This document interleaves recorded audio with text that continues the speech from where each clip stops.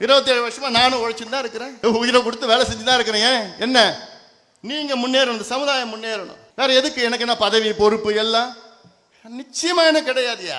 ஒரு இலக்கு நம்ம வந்துட்டோம், இலக்கு அடையணும். நம்ம ஒரு மாதமா எனக்கு பயங்கர மன உளைச்சல், தூக்கம் இல்லை. எனக்குள்ள பல கேள்விகள் தினம் நான் கேட்டுட்டு இருக்கிறேன். என்னடா நான் தப்பு பண்ணேன், என்ன நான் தப்பு பண்ணேன்? தூங்குறதுக்கு முன்னாடி இதுதான் எனக்கு மனசுல படும். தூங்கி எழுந்த உடனே எனக்கு ஒரு கேள்வி, என்ன நான் தப்பு பண்ணேன், ஏன் நான் மாற்றப்பட்டேன்? எனக்கு தெரியல என்ன நான் தப்பு பண்ணேன், எனக்கு தெரியல. ஒரு மாசமா ரொம்ப மன உளைச்சல் நான் இருக்கிறேன். என்னுடைய நோக்கம், என்னுடைய லட்சியம், என்னுடைய கனவு எல்லாமே ஐயாவுடைய கனவு, ஐயாவுடைய லட்சியத்தை நிறைவேற்றுவதுதான் என்னுடைய கனவு. வேற என்ன இருக்க போகுது? இவ்வளவு காலமா ஐயா என்னென்ன சொன்னாரோ அதை செய்து முடித்தவன். இனியும் ஐயா என்ன சொல்கிறாரோ அதை நிச்சயமாக ஒரு மகனாக, கட்சியின் தலைவராக நிச்சயமாக அதை செய்து முடிப்பேன். அது என்னுடைய கடமை, என்னுடைய கடமை. நம்ம இலக்கு என்ன? சமுதாயம் முன்னேறினால் தமிழ்நாடு முன்னேறும். தனிப்பெரும் சமுதாயம், கேரளாவில் ஈழவர் சமுதாயம் இருக்கின்றார்கள், அவர்கள் தனிப்பெரும் சமுதாயம். அவர்களுக்கு அங்கே 14 விழுக்காடு இடஒதுக்கீடு. தமிழ்நாட்டில் வன்னியர்கள் தனிப்பெரும் சமுதாயம், எதுவும் கிடைக்கல. சில பேருக்கு எலும்பு போடுறான், அந்த எலும்பு வாங்கி சில நான் குழைச்சிட்டு இருக்குங்க நம்மளை பார்த்து. வயிற்றுச்சல். ஆனா அவனுக்கு தெரியல, அவன் பிள்ளைக்கும் அவன் பேர பிள்ளைக்கும் நம்ம போராடிட்டு இருக்கோம், அவனுக்கு தெரியல, அந்த எலும்புக்கு தெரியல. அதை பத்தி கவலையே இல்லை. நம்ம நோக்கம் என்ன? சமூக நீதி. கட்சி எதுக்கு நம்ம தொடங்குறோம்? நீங்க வன்னிய சமுதாயத்துக்கு நீங்க இடஒதுக்கீடு கொடுத்தீங்கன்னா கட்சிக்கு அவசியமே கிடையாது. ஐயா கட்சி தொடங்கி இருக்க மாட்டேன். கட்சி தொடங்குவதற்கு முன்பு பார்த்தீங்கன்னா முதல்ல வன்னிய சங்கம், அடுத்தது சாமூசா, சமூக முன்னேற்ற சங்கம், 3வது தான் கட்சி தொடங்குறார். ஏன்? சரி உங்ககிட்ட கேட்டு பார்த்துட்டோம், போராடி பார்த்துட்டோம், ஆனா இவங்க அதை கொடுக்கல. பிறகு சரி நம்ம ஒரு கட்சி தொடங்கி நம்ம ஆட்சிக்கு வந்து நம்ம மக்களுக்கு கொடுக்கணும், எல்லா மக்களுக்கும் நியாயமா நம்ம கொடுப்போம். அந்த நோக்கத்துக்கு தான் 89ல் ஐயா கட்சி தொடங்கினார். இன்னைக்கு கூட எனக்கு முன்பு பேசினாங்க, நம்முடைய லட்சியம் என்ன, அன்புமணி முதலமைச்சர் ஆகணும். அது இல்லை. நம்ம லட்சியம் என்ன? இந்த சமுதாயத்துக்கு தனியா இடஒதுக்கீடு வரணும், சமுதாயம் முன்னேறணும், தமிழ்நாடு முன்னேறணும். தமிழ்நாட்டில் தனிப்பெரும் சமுதாயம், இந்த சமுதாயம் முன்னேறினா தமிழ்நாடு முன்னேறும். அதான் லட்சியம். தமிழ்நாடு முன்னேறணும்னா இந்த சமுதாயம் முன்னேறணும், அதான் லட்சியம். அது எப்படி நடக்கும்? ஆட்சி அதிகாரம் இருந்தால் தான் நடக்கும். இல்ல நம்ம சங்கமா வச்சிருந்து இருக்கலாம். வன்னிய சங்கமா இருந்ததுன்னா ஐயா எங்களுக்கு கொடுங்க ஐயா, ஐயா நாங்க போராட்டம் பண்ண முடியும், கடிதம் கொடுக்க முடியும், பெட்டிஷன் கொடுக்க முடியும், அவ்வளவுதான் கொடுக்க முடியும். கட்சி பிறகு தொடங்கிய பிறகுதான் சட்டமன்றத்தில் போய் பேச முடியும், போய் கேட்க முடியுது. அதனால்தான் கட்சி தொடங்கி இதற்கு பிறகு நம்ம ஆட்சி அதிகாரம் நமக்கு வேணும். அதற்கு நாம் எல்லோரும் ஒற்றுமையாக இருக்க வேண்டும். இந்த மாநாட்டில் எவ்வளோ பேர் வந்தீங்க. அதாவது சொன்ன வங்கக்கடலா இது நம்முடைய சிங்கக்கடலா? எனக்கு அது ஒரு வருத்தம் என்னன்னா, அதுல கிட்டத்தட்ட 40 விழுக்காடு நம் சொந்தங்கள் உள்ள வர முடியல. 30 கிலோமீட்டர்ல டிராபிக் ஜாம். பாவம், அதுவும் பெண்கள். ஐயா நாங்க 6 மணி நேரம் பஸ்ஸில் உட்காந்துட்டு இருந்தோம், எப்படியாவது வந்துடணும்னு. ஒவ்வொரு இடத்துலையும் போய் பார்க்குறப்ப எனக்குலாம் அப்படியே வலிக்குது. ஐயோ என்னடா இது, அவ்வளோ பேர் இன்னும் வந்தாங்கன்னா முடிஞ்சு போச்சு, அவ்வளோதான். இதை பார்த்து பொறாமையில் இருக்கிறாங்க. இந்த கூட்டத்தை பார்த்து, இந்த மாநாட்டை பார்த்து, என்னடா இவங்களை போய் இப்படி ஒரு மாநாடு நடத்தின, நவீனமான தொழில்நுட்பங்கள், ஏஐயில், ட்ரோன்ல இருந்து பாராசைல் இது என்னென்னமோ பண்ணிட்டு இருக்காங்களேன்னு அவங்களால தாங்க முடியல.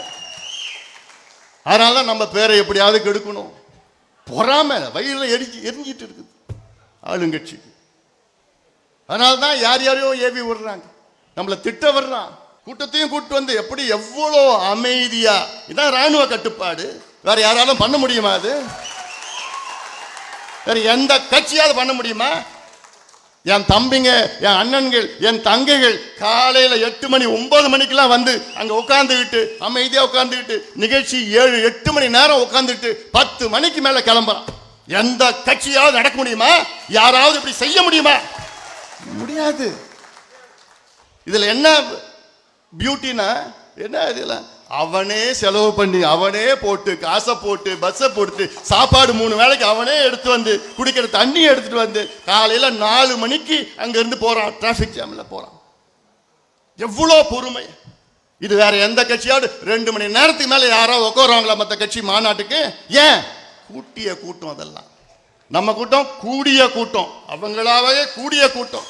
மற்றெல்லாம் 10 ரூபாய் 100 ரூபாய் 500 ரூபாய் குவார்டர் பிரியாணி சாப்பாடு இல்லைன்னா அவன் வரமாட்டான். 2 மணி நேரம் உட்காந்துட்டு பார்ப்பான். ஐயோ எனக்கு எல்லாம் கையில் நடுங்குது போனோம்.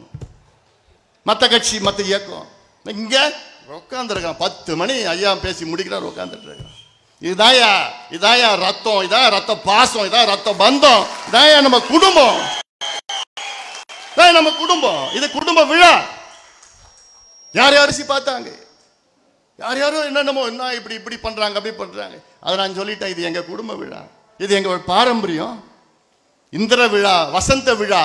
எங்க அந்த மாமல்லபுரத்துல அந்த கடற்கரையில 1000 ஆண்டுகள் நம் சொந்தக்காரங்க முன்னோடிகள் எல்லாம் அங்க கூடி சாப்பாடெல்லாம் எடுத்து வந்து அந்த சித்ரா பௌர்ணமி எப்போ அங்க மகிழ்வோடு பேசிட்டு போவாங்க. அதான நம்ம பண்ணோம், இதான் நம்ம பண்ணோம். அது மட்டும் இல்ல, என் தம்பிங்களுக்கு இப்ப இருக்கிற 20 வயசு 30 வயசு முன்னெல்லாம் நமக்கு வரலாறு தெரியல. எங்க இருந்து வந்தோம், எதுல இருந்து வந்தோம் சொல்ற விதத்துல சொன்னாதான் அவனுக்கு புரியுது. சொல்ற விதத்துல சொன்னோம். இல்ல நாகப்ப படையாச்சுன்னா யாருக்காவது தெரியுமா உங்களுக்கு? முன்னாடி அஞ்சலி அம்மாலாம் யாருக்காவது தெரியுமா? நம்முடைய ஆணைமுத்து ஐயானா தெரியுமா? இல்ல. வரிசையா படத்தை போட்டு இவங்க தான் இதான் செஞ்சாங்க, இவங்க தான் இதான் செஞ்சாங்க முன்னோடிகள். எவ்வளோ வள்ளல்கள் சமுதாயத்தில் இருந்தாங்க. அவங்களுக்கு நம்ம ஏன் அதை போட்டு காமிச்சவங்களுக்கு நீங்க தெரியணும். உங்க பிள்ளை உங்க பேர பசங்க வரலாறு தெரிஞ்சாதான் அந்த எந்த இடத்துல நீங்க எங்க இருந்து நீங்க வந்தீங்க, எங்க இருந்து நீங்க வந்தீங்க, அதை நீங்க எல்லாம் ஒவ்வொருத்தரும் பெருமையா நீங்க பார்க்கணும். வரலாறு தெரியலன்னா அப்புறம் அது வாழத்தை வேஸ்ட். அதுக்காக தான் இவ்வளோ செஞ்சது, அந்த வரலாறு எல்லாம் செய்ததும்.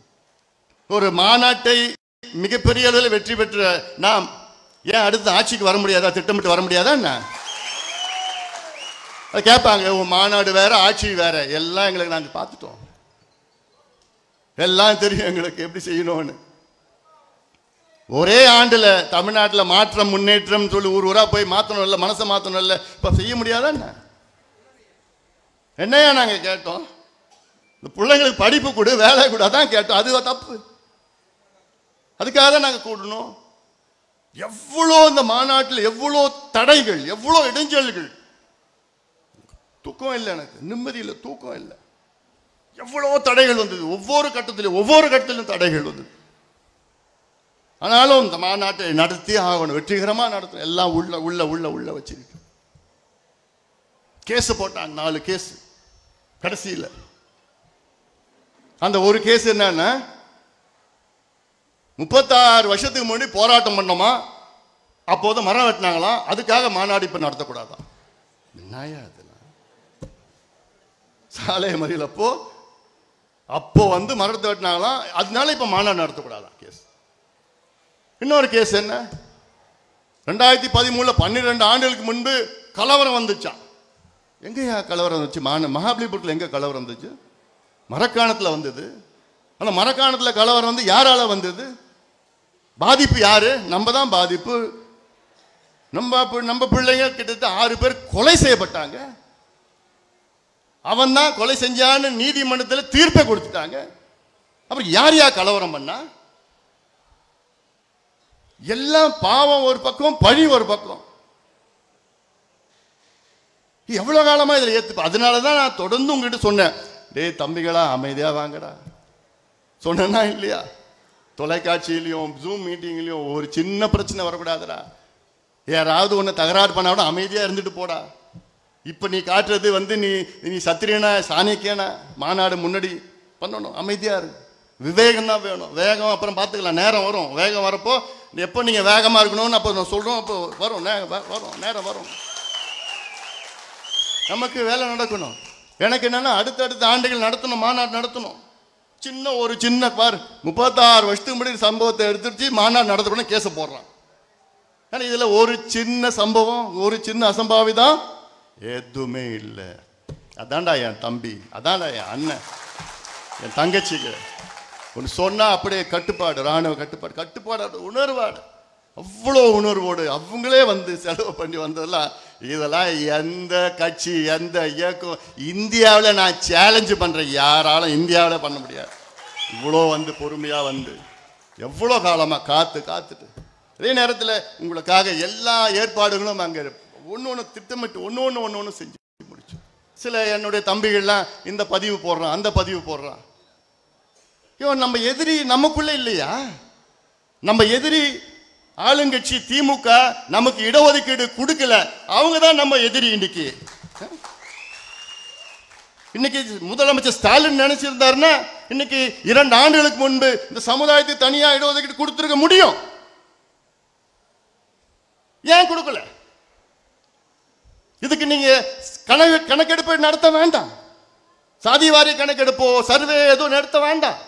உச்சநீதிமன்றம் தீர்ப்பு கிட்டத்தட்ட எவ்வளவு நாள் தெரியுமாச்சு? உச்சநீதிமன்றம் தீர்ப்பு வந்து 1150 நாள், மாநாடு அப்போ 1136 நாள், இன்னைக்கு 1150 நாள் ஆயிடுச்சு. இவ்வளவு காலமா உச்சநீதிமன்றம் தீர்ப்பு என்ன கொடுத்தாங்க? தமிழ்நாட்டில் வன்னியர்களுக்கு உள்ஒதுக்கீடு கொடுக்க எந்த தடையும் கிடையாது, தரவுகளை சேகரித்து கொடுங்கள்.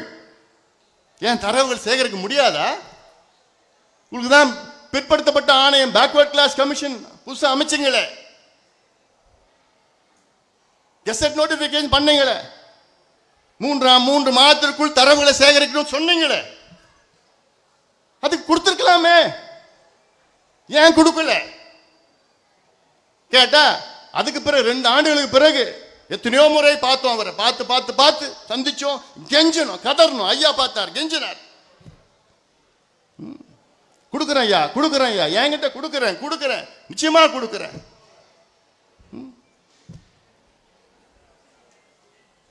மனசு வேணும் இல்ல? ஏன் நாங்க என்னையா பாவம் பண்ணோம்? சமுதாயம் என்னையா பாவம் பண்ணிச்சு? சட்டம் இருக்கு, தீர்ப்பு இருக்கு, தரவுகள் இருக்கு, சட்டம் எல்லாமே இருக்கு, மனசு இல்லை உங்களுக்கு கொடுக்கறதுக்கு. பிறகு ஒரு ஒரு சொல்லு, நாங்க ஜாதிவாரி கணக்கெடுப்பு நடத்தி பிறகுதான் நாங்க வன்னியர்களுக்கு கொடுக்க முடியும். ஏன் இதை 3 ஆண்டுகளுக்கு முன்பு சொல்ல வேண்டியதானே? நாங்க போய் பார்த்தோமே, அப்பயே சொல்ல வேண்டியதானே? எங்க ஐயா பார்த்தாரு, சொல்ல வேண்டியதானே? சட்டமன்றத்தில் கேட்டோமே, சொல்ல வேண்டியதானே? இப்ப திடீர்னு 3 ஆண்டுகளுக்கு பிறகு நான் கணக்கெடுப்பு நடத்தினா தான் கொடுக்க முடியும். அந்த கணக்கெடுப்பு நடத்த எங்களுக்கு அதிகாரம் இல்லை, அது ஒரு பொய். ஒன்று தெலுங்கானாவில் முடிச்சிட்டாங்க, ஆந்திராவில் பண்ணிட்டாங்க, கர்நாடகாவில் முடிச்சிட்டாங்க, ஒரிசாவில் பண்ணிட்டு இருக்காங்க, பீகாரில் முடிச்சிட்டாங்க. சரி, அதையாவது பண்ணுங்க. சர்வே தான் கேட்கிறோம், சென்சஸ் கேட்கல. சர்வே பண்ணது 2 மாதம் தான் ஆகும் தமிழ்நாட்டில், 2 மாதம். அது பண்ணி இப்ப கூட நினைச்சாருன்னா பண்ணி 2 மாதத்துல பண்ணி கொடுத்துட்டு போலாம். ஆனா பண்ண மாட்டார், மனசு. அத பேசுங்கடா, உங்களுக்குள்ள பதிவுலாம் போடாதீங்க. எல்லாம் நம்ம ஒரே குடும்பம். இந்த மாநாடை பத்தி பெருமையா பண்ணுங்க, யார் நம்மளை ஏமாத்தினாங்க அதை பண்ணுங்க. போதும் நமக்குள்ள இதெல்லாம் எங்க போடுது அவங்க போடுது, அதோட இன்னையோட எல்லாத்தையும் நிறுத்துங்க. நம்ம இலக்கு எவ்வளவு இருக்கு? ஒவ்வொரு ஒரு படி ஏறனா 10 படி நம்மளை பிடிச்சி இழுக்கிறாங்க. ஒவ்வொரு கட்டத்திலையும் நம்ம மட்டும்தான் போகக்கூடாது, நம்ம மட்டும்தான் முன்னேறக்கூடாது, வேற எல்லாம் போலாம்.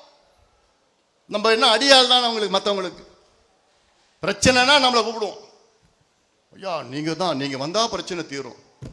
நம்ம போவோம், என்ன ஏன் சத்திரியன் போய் எல்லாம் போய் நின்றுங்கன்னு ஆளுங்களை போய் அவங்களுக்கு பாதுகாப்பு கொடுத்து பிரச்சனையை தீர்த்து அடி வாங்கி கேஸை வாங்கி எல்லாம் உள்ள போய் வெளில வந்த உடனே எலெக்ஷன் வந்ததுன்னா எவ்வளோ ஓட்டு போடுவான்? 0. முடிஞ்சு போச்சு. இதுதான் காலங்காலமாக நடக்கு. பெருமையாக பேசுவாங்க. அன்னைக்கு 36 ஆண்டுகளுக்கு முன்பு நீங்க 10% வன்னியர்கள் நீங்க கொடுத்திருந்தீங்கன்னா, 20% எம்பிசியில் 10% வன்னியர்கள் கிடைச்சிருந்ததுன்னா, இந்நேரம் குறைஞ்சது ஒரு 10 பேர் போலீஸ் உயர் அதிகாரியா வந்திருப்பாங்க. டிஜிபி, டிஐஜி, ஐஜி, ஏடிஜிபி வந்திருப்பாங்க. ஒருத்தர் தான் வந்திருக்கிறார். நான் என்ன அர்த்தம்? நமக்கு 1% தான் கிடைக்குது இடஒதுக்கீட்டில், 20%. இதுக்கு தான் உயிர் நீத்தாங்களா? இதுக்கு தான் தியாகம் செஞ்சாங்களா? நத்தமேட்டில் தியாகம் செஞ்சாரு மயில்சாமி, இதுக்கு தான் செஞ்சாரா? சுப்பிரமணி செஞ்சாரு. சுப்பிரமணியம் இதுக்கு தான் செஞ்சாரா, தியாகம் செஞ்சாரா? இல்லை 21 தியாகிகள் அன்னைக்கு முதல் நாள் அந்த ஒரு வாரத்தில் 27 தியாகிகள் உயிர் நீத்தாங்க. அன்னைக்கு அந்த ஒரு வாரம் சாலை மறியல் மட்டுமல்ல, இது வரைக்கும் நூற்றுக்கணக்கானவர்கள் இந்த இயக்கத்திற்காக, கட்சிக்காக. நான் கேட்கறது என்ன? எங்களுக்கு நியாயம் வேண்டும், எங்களுக்கு நீதி வேண்டும், சமூக நீதி வேண்டும், எங்கள் உரிமைகள் வேண்டும். இன்னும் நாங்கள் சும்மா இன்னும் கை கட்டின அடிமைகளாக அங்கே இருக்க மாட்டோம். நாங்கள் சும்மா உங்ககிட்ட ஐயா இந்த சமுதாயத்துக்கு கொஞ்சம் பண்ணுங்க, இந்த சமுதாயத்துக்கு கொஞ்சம் இடஒதுக்கீடு, கொஞ்சம் மனசு பண்ணுங்க, கொஞ்சம் மனசு வையுங்க. ஐயா பார்த்தார், கெஞ்சனார் யாரு? எம்ஜிஆர் கெஞ்சனார், பிசி அலெக்சாண்டர், ஜானகி அம்மா, பிசி அலெக்சாண்டர், கலைஞரை கெஞ்சனார், ஜெயலலிதா அம்மையாரை கெஞ்சனார், எடப்பாடி பழனிசாமி, இப்போ முதலமைச்சர் ஸ்டாலின் அவர்கள். அதனால தான் நான் சொல்றேன், இனி வரும் காலம் நம் காலம். நம்ம எல்லாம் ஒற்றுமையா இருங்க, நமக்குள்ள எந்த இது வேண்டாம், எல்லாம் வாங்க, ஒற்றுமையா இருக்கணும், ஒற்றுமையா அணுகணும். அதனால இதை நாம் எல்லோரும் உணர்ந்து வரும் காலம் நாம் எல்லாம் ஒற்றுமையாக சேர்ந்து நாம் அணுகுவோம், வெற்றி பெறுவோம். சொல்லுத போது அது முதல் வெற்றி என்னன்னா 2026 நம்ம வெற்றி பெறுவோம். முதல் வெற்றி அது. ஏன்னா நம்ம ஆட்சி அதிகாரம் இருந்தால்தான் நமக்கு இடஒதுக்கீடு கிடைக்கும். இல்லைன்னா அவங்க கிட்ட கேட்கணும், இவங்க கிட்ட கேட்கணும், எல்லாத்தையும் கேட்டுட்டு தான் இருப்போம். இன்னும் அதுக்கு என்னென்ன செய்யணும்னு தெரியும், இந்த வியூகங்கள்லாம் தெரியும், யுக்திகள்லாம் தெரியும். அதெல்லாம் என்னென்ன செய்யணுமோ செய்வோம்.